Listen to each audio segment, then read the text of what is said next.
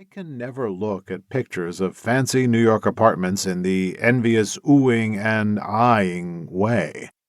I know all too well that everything in every shot was unloaded from a truck on the street, maybe in the rain or snow, wedged into a freight elevator, and painstakingly modified on site to fit seamlessly into a dust-choked crooked space 10 times the size of anything I have ever called home, with neighbors on all sides who are practiced at complaining loudly, even litigiously, that the noise-making oafs next door should be silenced, or, better yet, imprisoned.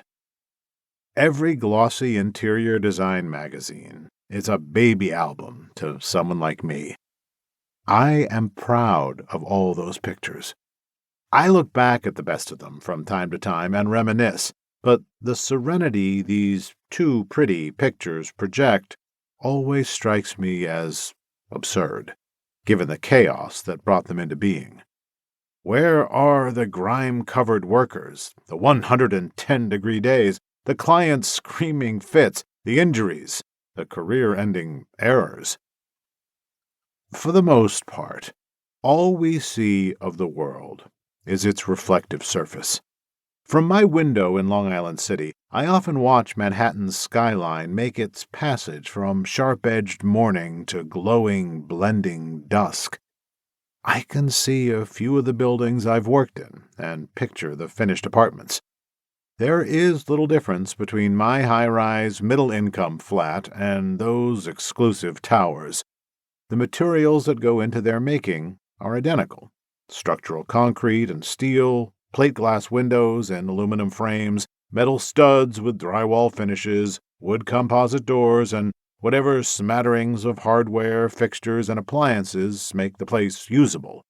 Lights, stoves, doorknobs, and air conditioners fulfill exactly the same functions in fancy apartments as they do in mine. They just cost 10 times as much. The architectural elements of each place are likewise the same. They're just more artfully arranged in a high-end home. The real difference between my apartment and the apartments I build for a living is in their surfaces. Surface makes the show.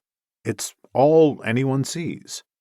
But the illusion is millimeters thin and can be dispelled with a scratch.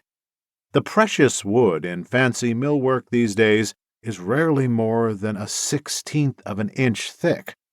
Behind that, it's either chewed-up scraps from the mill or the same pedestrian poplar that lines so many small-town streets. The most expensive handmade ceramic tiles are nothing more than a seductive glaze drizzled over refined, baked dirt. In a well-executed renovation, an enormous amount of planning and labor goes into getting every inch of those surfaces just right. I've never had a customer who cares a whit about the systems or the materials that are behind those veneers, as long as they keep functioning. People are willing to pay unthinkable sums for these places because the illusion works. Looking at a photograph of well-coiffed, superbly dressed people in lavishly composed surroundings, few of us can escape envy's grasp. Our entire social order can be measured by envy's accumulated gaze.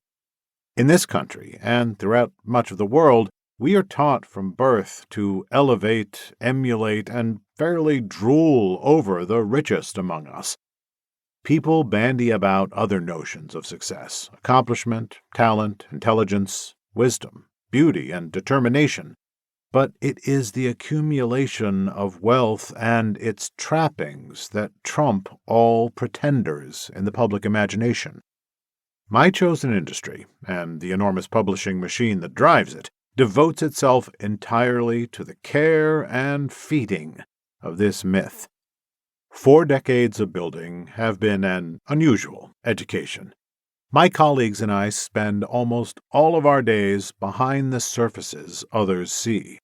We see everything: the dusty, rubbled skeletons of century-old Park Avenue pre-wars, the dank basements with their shuffling, stooped denizens, the subcontracting crews, composed entirely of men whose countries have been